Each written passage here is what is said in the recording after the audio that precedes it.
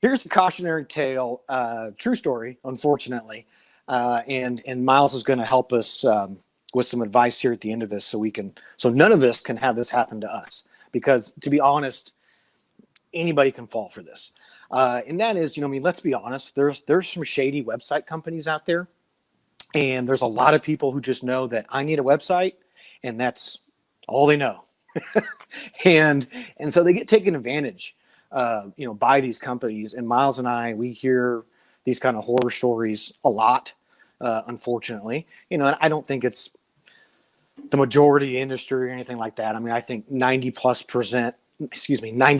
probably percent of web design and website companies out there are on the level. But there's probably 10% or so that are there's complete shade balls. And so this happened to a friend of mine who serves on a board of directors for a statewide non-for-profit. And they had bought a website a couple years ago, I believe about 18 months ago, before he became president. He really wasn't involved in this whole process. And so he just kind of got thrown into it.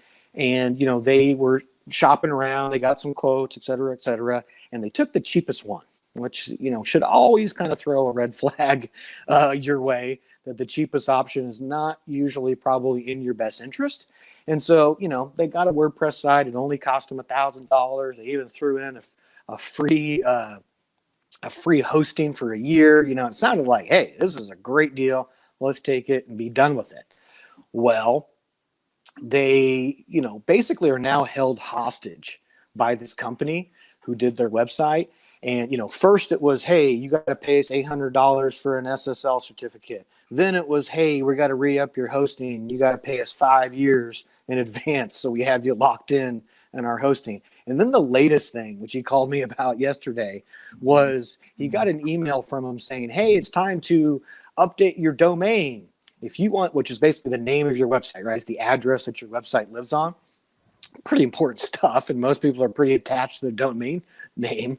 And they said, hey, if you want to keep your domain for the next year, it's only going to be $699. Or you could lock it in for 5 years for $1,700. Can you believe it? What a deal. And, luckily my friend wasn't born yesterday. This smelled a little fishy. And so he called me and he said, what's the going rate for a domain?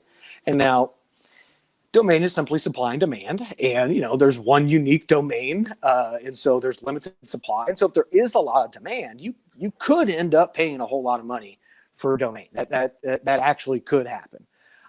It's very rare, though, unless you have something, like getfood.com, something that, like I said, just a lot of people would be interested in having. And of course, this was a very unique domain name. We looked up, what the relative names to it would cost. Oh, it was a whopping $9 a year is what he could have his same name as a .com instead of a .org, which they currently have. And so, it's just a complete scam in my book. When companies do this, is that, they come in, like I said, they lowball it, they get the deal, they never give anybody access to their website, and so they hold them hostage, and then they just keep throwing these high ticket price items at them, so they end up spending a whole lot more than they ever would have dreamed if they just went with a reputable company at the start, got a good website. You don't have to pay an arm and a leg, because I'll also throw in this word of caution to you, that just because it costs 5 times more doesn't mean it's great either. Miles and I, unfortunately, we've come across the opposite end of this spectrum as well. Well, I won't say them by name, but there's companies in Kansas City that are charging people 5 times more than what we do, and they're a piece of shit websites. They're crap. They're absolute crap, okay? But, they have a fancy office and some slick talking salesmen, and, they charge a lot of money, and people fall for it. So you have to be careful on that end of the spectrum as well. But, and Miles is going to give us some tips here in a minute of how to do our due diligence. But that's really what I'm getting at is, buying a website is, if you don't know what you're getting into, it can be like buying a used car that has a lot of problems that, you don't see, and you're not a mechanic. And it's one thing after another is going to start coming down the pipeline, and they're going to be really, really big invoices that you're going to start getting in the mail.